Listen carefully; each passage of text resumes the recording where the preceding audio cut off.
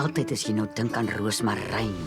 Mens sê dit so lekker oor skaapchops, maar ons Karoo lam is ver te lekker. Jy sit nooit roosmaryn by hom nie. Maar hy's ook 'n krui wat vir ander dinge help. En is ook 'n krui, 'n plant wat jy in jou tuin kan plant as jy nou daar bly by 'n plek wat ver is van die Karoo af.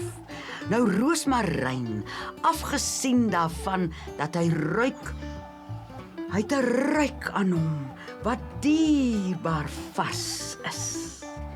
En onder die essensiële olies, as jy nou een is wat nie lekker geslaap kry in die nag nie, dan smeer jy so onder jou voete en by jou slape 'n bietjie roosmarynolie.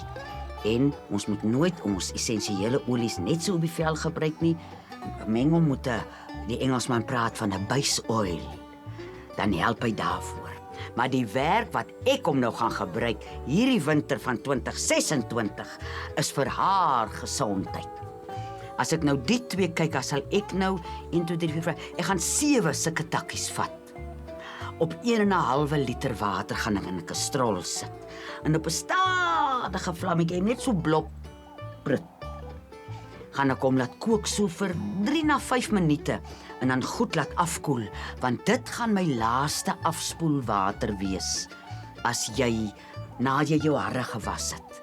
En as jy nou al soos ek 'n gisooi is wat in haar oorgangsjare is, sal julle weet hoe val mense hare uit in daai tyd. In ons roosmaryn, as jy dit jou laaste afspoelwater maak, is hy die een wat jou sommer 'n wiel gebos hare kan gee.